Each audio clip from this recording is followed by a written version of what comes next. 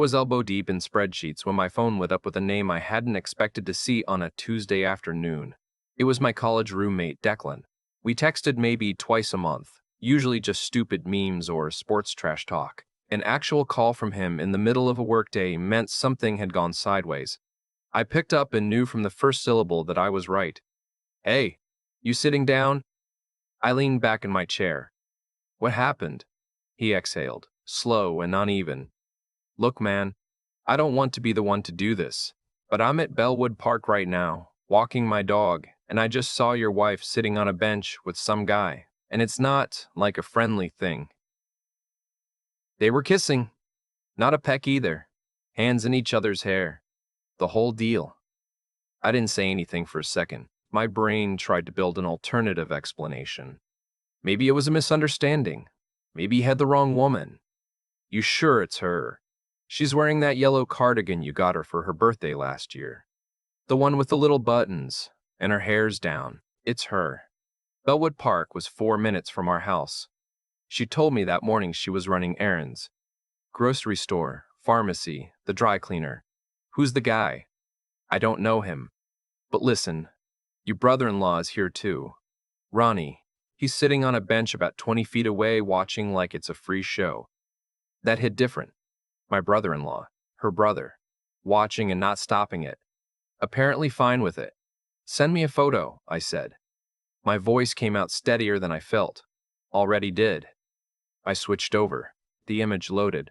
There was my wife. There was a man with dark hair I didn't recognize, and sure enough, there was Ronnie in the background with his arms folded, looking like a chaperone at prom. I closed the photo, stood up, grabbed my jacket from the back of the chair, and told my assistant I had a family situation.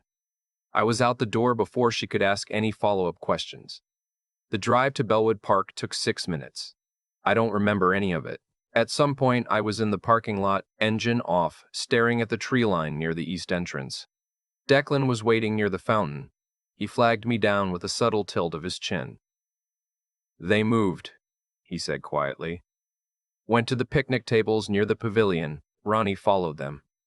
I walked that direction, slow enough to look like anyone out for an afternoon stroll, fast enough that my pulse kept jumping. I saw them before they saw me.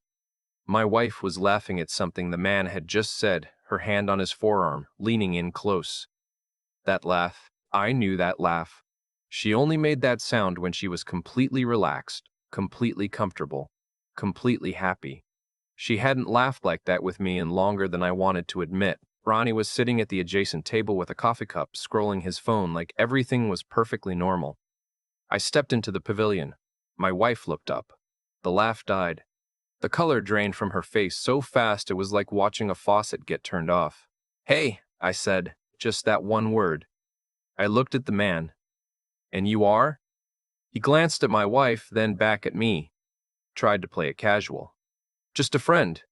"Right." I turned to Ronnie. "You want to explain what you're doing here?" Ronnie set his coffee down.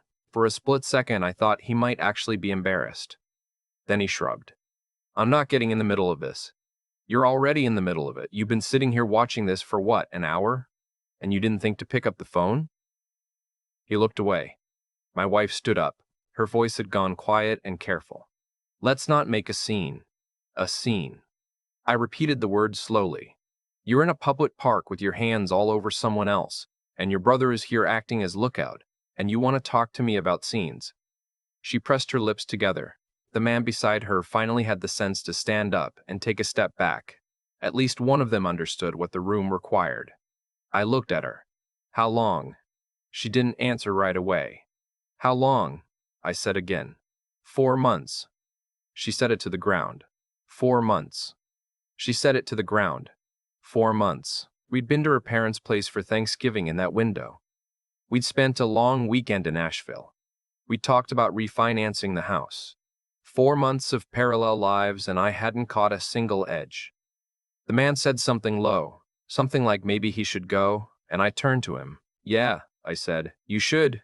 He picked up his jacket and left without another word. To his credit, he didn't pretend the situation was anything other than what it was. Ronnie was still sitting there. "Get up," I told him. "You're done here. I told you I'm not. You've been covering for her. I stepped closer. 4 months of this, and you knew and you sat on it. That's not staying out of it. That's not staying out of it. That's choosing a side. He stood then. We were about the same height, but he took a step back anyway. You're blowing us up, he said. She was going to tell you. She was going to tell me while sitting in a public park with his hands on her? That's the plan? He didn't have anything for that. My wife reached for my arm. I pulled it back. Not angry, not showy. Just clear. Don't, I said. Just don't. I walked back to my car. Declan was waiting at the lot entrance. He looked like he felt terrible, which made sense because this was terrible. I'm sorry, man, he said. You did the right thing. I meant it. I sat in my car for 2 minutes. Then I called my attorney. Crawford picked up on the second ring. She'd handled a contract dispute for me 2 years back, and I trusted her completely. I laid out the situation in flat sentences. My wife, 4 months. Her brother knew. The man in the park. Crawford was quiet for a moment. Then, are you at home? No. Good. Don't go home yet. Give me an hour and call me back. I drove to a coffee shop I'd never been to before, ordered something I didn't want, and sat at a corner table staring out the window. The sunlight felt wrong. Too cheerful, like the world hadn't gotten the news yet. I thought about the last 4 months. The nights she said she was tired. The weekends she had plans with friends I'd never met. The way she'd started keeping her phone face down on the counter. I'd noticed all of it and filed it under stress, under her going through something, under, I'll ask her about it when things calm down. Now I understood. Things had never been calming down. Things had been building. An hour later, I called Crawford back. She had a list. The house was in both our names, which meant it would be subject to division. That was the first problem. My business, a mid-size HVAC company I'd built from scratch over 12 years, was also a marital asset since we'd married 4 years into its operation. That was the second. There was a joint account with a significant balance. She walked me through it all with the efficient calm of someone who'd done this many times. Freeze the joint account today, she said. Right now, before you do anything else. What's yours? Keep yours. What's joint? Freeze it. I did it from my phone while she was still talking. The business is trickier, she said. We'll want to get a valuation locked down before she retains counsel and requests discovery. The sooner we move, the better. I told her about Ronnie, about how he'd known, and said nothing. That's useful, Crawford said. Not legally, necessarily, but it tells us something about what kind of opposition you're dealing with. I asked her what she thought my position looked like. Reasonable, she said. But don't do anything dramatic tonight. Go somewhere that isn't home. Get some sleep and come to my office tomorrow morning. I drove to Declan's place.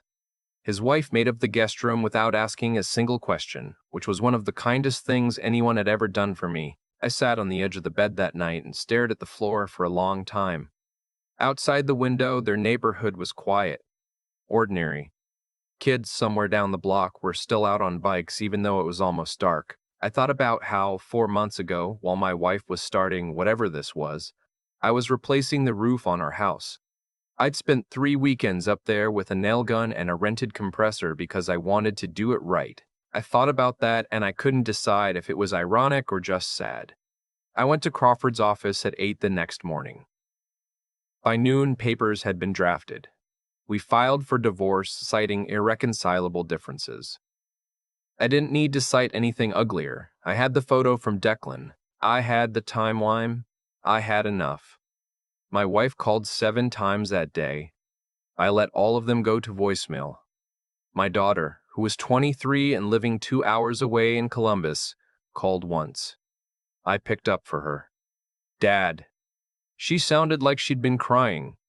Mom told me, "Are you okay?" "I'll be okay. I don't understand why she..." She stopped. "I'm sorry, this isn't fair. It's not your fault, sweetheart. Ronnie knew," she said. "Uncle Ronnie knew and didn't say anything." "I know. That makes me so angry." Her voice cracked a little on the last word. "Me too," I said, "but I need you to stay out of it. This is between your mother and me. Don't let this break your relationship with her. She's still your mom." My daughter was quiet for a moment. Then, "You're too decent, Dad." I didn't feel decent. I felt hollowed out. But I also knew that going scorched earth on my daughter's relationship with her mother wasn't something I could live with. My daughter hadn't done anything wrong. She didn't deserve to be collateral damage. 2 weeks passed. The house was quiet. My wife had moved in temporarily with her parents after I made clear I wasn't leaving. The house had been mine before the marriage. Crawford confirmed it was titled in my name and had remained so. That one fact changed the shape of everything. What I hadn't been able to protect was the joint account, which she tried to pull from before I froze it. She got about $400 out before the freeze locked it. Crawford called that a small victory. I called it a headache. Her attorney, a man named something unmemorable, sent over an initial proposal that was optimistic enough to be insulting. Half the business. Half a retirement account I'd been funding since before we met. Monthly support for 3 years. Crawford sent back a response that was 2 pages long and firm as a wall. Ronnie, meanwhile, had apparently decided that his best move was to keep quiet and hope I forgot about him. He was part of a side business venture I'd been loosely involved in for 2 years. A small real estate partnership with 3 other investors, including him. My involvement was minor. I pulled out. Clean and simple. No drama. I just sent the letter and let my equity revert per the partnership agreement. One of the other partners called me that evening. "Did something happen between you and Ronnie?" "Personal matter," I said. "Nothing to do with the business." He didn't push it. He didn't need to. Ronnie would have to explain himself to his own partners on his own time. I wasn't proud of every thought I had in those weeks. There were nights I sat in the living room with the TV on and nothing registering, running through everything I should have seen and didn't. I wondered if I'd been too consumed with work. I wondered if I'd been distracted or distant in ways I hadn't noticed. Those questions had no clean answers and they didn't help me sleep, so eventually I made a deliberate decision to stop asking them. She had made a choice. She had made it over and over again for 4 months. Whatever the reasons she'd constructed to justify it, those were hers to carry.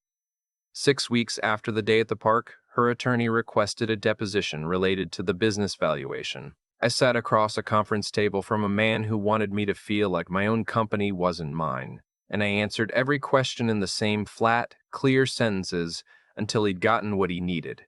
Crawford sat beside me and occasionally wrote something on her notepad, but mostly just watched. Afterward, in the elevator, she said, "You did well. How much longer?" "Best case, 6 months," she said. "Could be 8. It was 8. 8 months from the day at Bellwood Park to the morning I sat in the judge's chambers and watched the decree get signed. The settlement was reasonable, which meant neither of us was happy with it, which Crawford said was the definition of reasonable. She kept a portion of the business valuation in cash.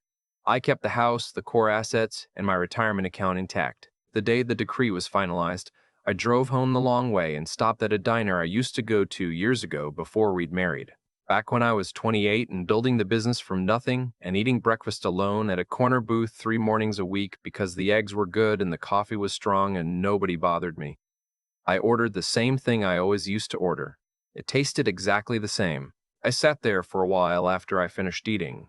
The place hadn't changed much. New floor, different stools at the counter, same smell of toast and dish soap and old coffee warmers. Months went by.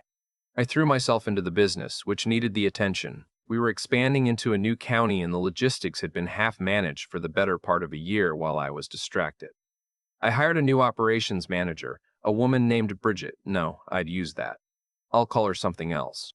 Her name was Cecily. She was organized and direct, and fixed the scheduling problem in about 3 weeks. My daughter visited on weekends sometimes.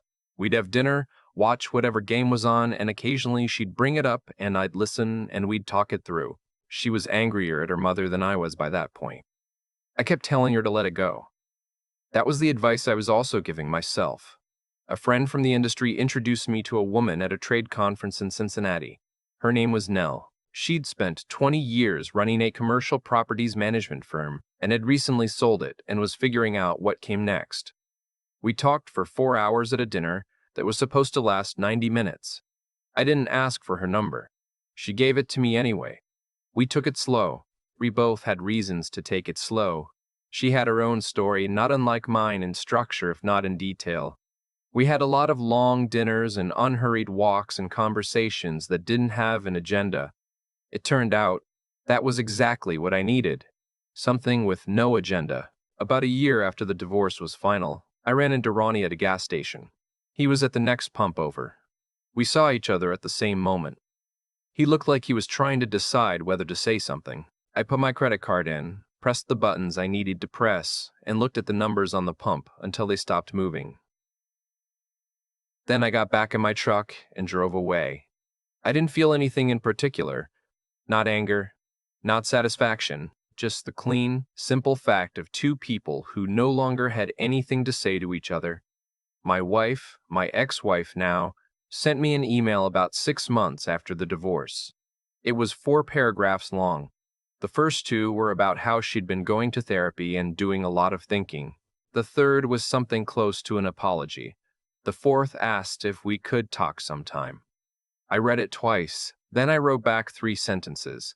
I told her I appreciated her saying it. I told her I wasn't ready to talk and I didn't know if I ever would be.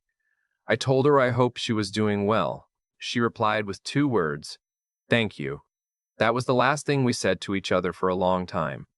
The man from the park, the one whose name I eventually learned through mutual acquaintances, was apparently no longer in the picture within a couple months of everything falling apart. I'd heard that from someone who hadn't realized they were telling me something I didn't know. I didn't ask follow-up questions. It wasn't something I needed to track. That spring, I took a long weekend and drove up to a lake house. Declan's family owned in Michigan. Just me, a cooler, a couple fishing rods, and 3 days with nowhere to be. Declan came up for the second day, and we sat on the dock from mid-morning to late afternoon, not talking much. The water was still too cold to swim, but the light was good and the fish weren't biting and we didn't particularly care. On the drive home, I realized it was the first time in probably 2 years that I'd spent 72 hours without something pressing on the back of my mind. Not the divorce, not the business, not the nights lying awake rerunning conversations. Just the lake and the light and the nothing. I stopped at a rest area about halfway home and called Nell. She picked up right away. "How was the trip?" "Good," I said. "Really good." "You sound different." "Different how?" She thought about it. "Like yourself," she said. I stood there in the rest stop parking lot with trucks idling around me in the afternoon going orange at the edges, and I understood exactly what she meant. I'd been not quite myself for a long time. Something had been tilted, and it had slowly, quietly, without any dramatic single moment, tilted back. I got back in the truck and drove the rest of the way home with the windows down.